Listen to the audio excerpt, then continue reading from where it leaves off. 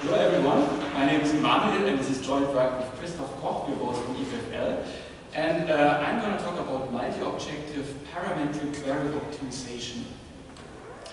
The goal in our paper is to generalize the problem model of query optimization to address new optimization scenarios. So I'm going to start by giving you a little overview of the query optimization variants that we generalize. And you will see that it's actually convenient to classify those query optimization variants in terms of how they model the cost of a single query plan.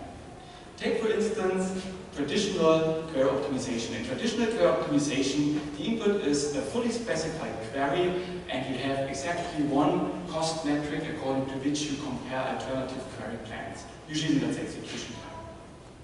And you also have a cost model that maps query plans to cost estimates. So the goal in that scenario is to find the plan with minimum cost.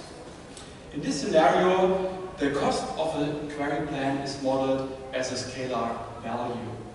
Now this problem model has been generalized to parametric query optimization, and in parametric query optimization the input is a query template which is not fully specified, and this means that the cost of a query plan actually becomes a function that depends on parameters whose values we do not know at optimization time. And in that scenario, the goal is rather to find the optimal query plan for each parameter space region, such that we are prepared for each possible case.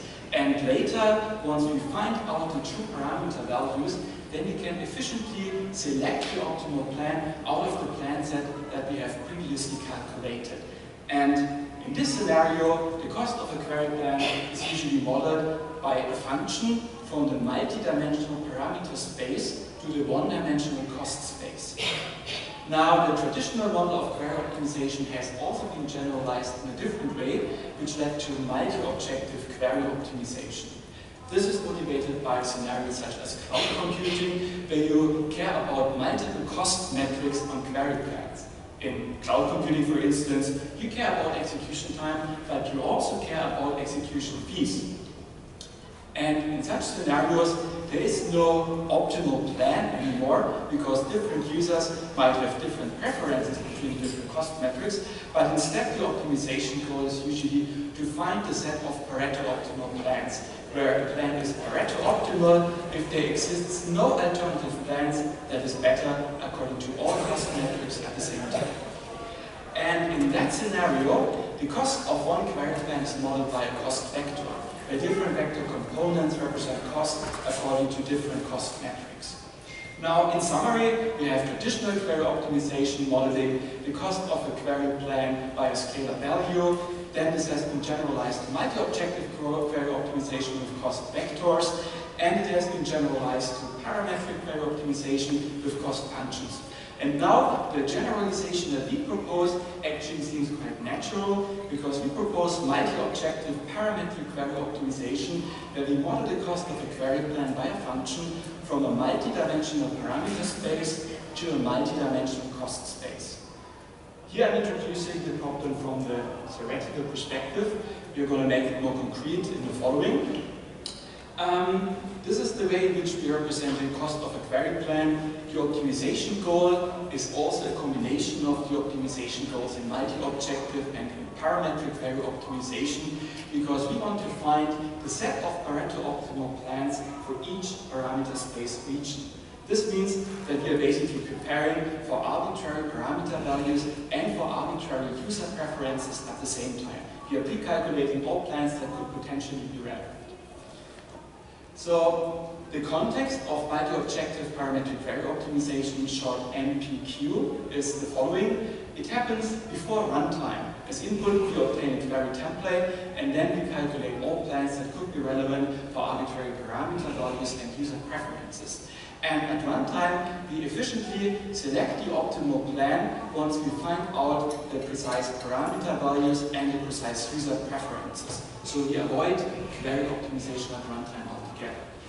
In terms of application scenarios, well, there are some typical application scenarios for multi-objective query query optimization, such as cloud computing, also approximate query processing, where you care about the trade-off between result precision and execution time. And on the other side, for parametric query optimization, you also have some typical application scenarios if you deal with query templates, such as in the context of stored procedures, or also if you are at optimization time unsure about the configuration of the system where queries will be executed later on. In all those cases, those are typical application scenarios for parametric query optimization. And the application scenario for multi-objective parametric query optimization is, of course, the scenarios where those two sets of application scenarios overlap. In the paper, we first of all introduced the multi-objective parametric query optimization problem, and we analyzed its formal properties. Because at first it might seem that multi-objective parametric query optimization is very similar to single-objective parametric query optimization. You might think that perhaps you can somehow reduce the multi-objective case to the single-objective case. But this is actually not possible, because multi-objective parametric query optimization does not possess certain fundamental problem properties of parametric query optimization that many popular algorithms for parametric query optimization have been based on. And this is why we cannot generalize those algorithms for parametric query optimization for the case of multiple cost metrics. However, we propose a first algorithm for multi-objective parametric query optimization that we analyze formally and also experimentally. And the remainder of this talk is focused on that algorithm and its analysis. So our algorithm is based on the classical dynamic programming scheme, which you probably know. I will quickly illustrate it by an example. So let's say we want to join three tables R, S, and T. What we do is, first of all, we look at single table sets, and for each of those tables, we consider all possible plans and we prune them, which means we compare them and we discard suboptimal plans. After that, in our case, optimal plans means a plan that is Pareto optimal for some region in the parameter space. And after the first round, we have got a set of Pareto plans for each of the single tables. Now we treat table sets of higher cardinality, all sets with cardinality 2. And here we construct plan candidates for each table set out of the plans, out of the Pareto plans that we have kept from the previous iteration. And then we generate plans for the entire query in the same way. So this is a classical dynamic programming scheme. What is interesting is how precisely do we implement the pruning function. On a high level, we associate each query plan with a region in the parameter space for which it is Pareto optimal, which we call the Pareto region. And during pruning, we compare plans pairwise, and if you find that the first plan dominates a second plan in a certain region X of the parameter space, then we have to subtract that region X from the Pareto region of the second plan. And if we find that the Pareto region of a plan becomes empty during pruning, then this means that this plan won't be Pareto optimal for arbitrary parameter values, and that means we can safely discard it because it is not relevant under any circumstances. This is a very high-level overview. If you actually want to implement that, then it raises a couple of detailed questions. For instance, what is the shape of those Pareto regions? How can we efficiently represent them? And how can we efficiently implement all those basic operations like plan comparisons, reduction, and emptiness checks?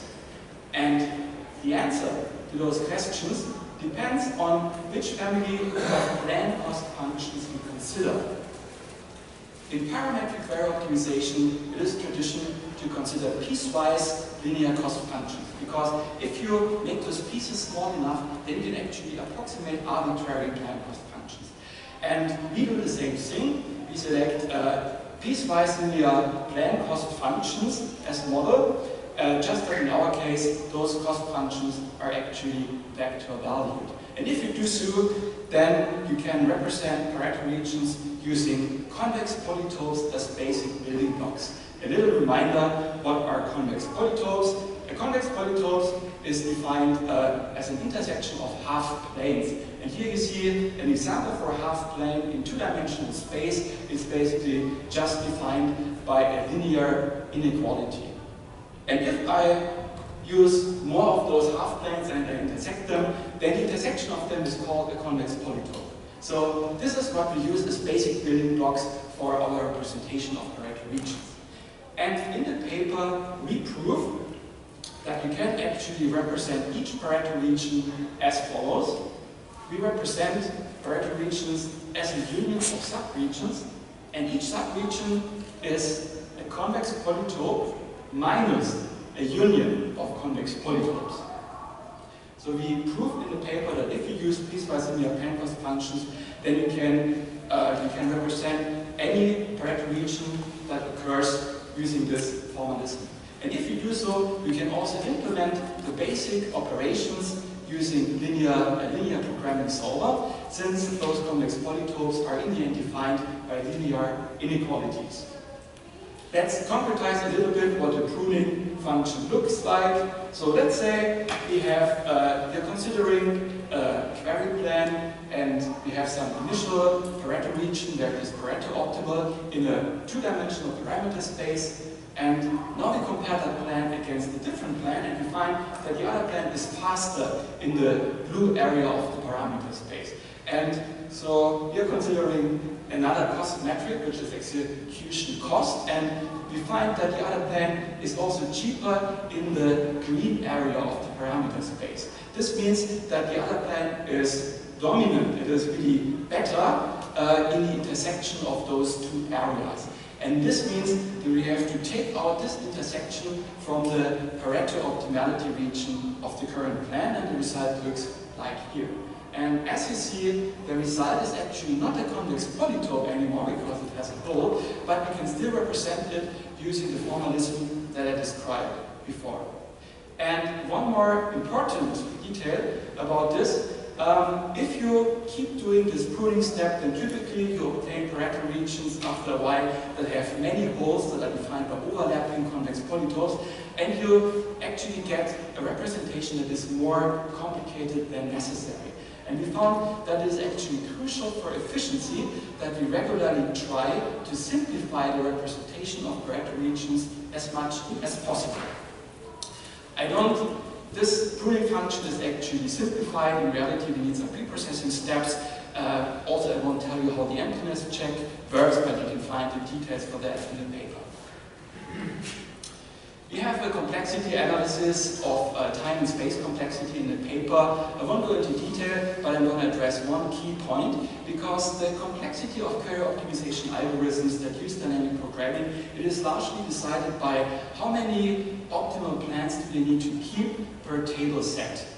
If you consider traditional query optimization, neglecting interesting orders, then you only need to store one optimal query plan per table set. If you go to the multi-objective case, then the number of plans you need to keep per table set might grow exponentially in the number of cost metrics you consider.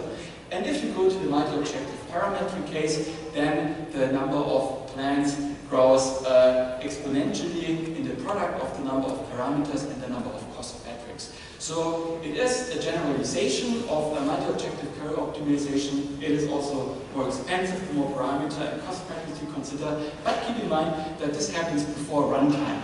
So it has different constraints on runtime than for traditional query optimization. We also evaluated our algorithm experimentally based on a prototype that was implemented in Java, and we generated queries randomly in a scenario with two cost metrics. It's about cloud computing, and up to two parameters. And we find that we can actually optimize up to, let's say, 10 table joins for star queries that are more challenging if you consider if you consider two parameters, and within around 5 minutes. So it is feasible. In conclusion, we have introduced the multi-objective parametric query optimization problem, which generalizes many existing query optimization variants. We have also presented the first algorithm for that problem, but I believe that a lot of research remains to be done. Thank you very much for your attention.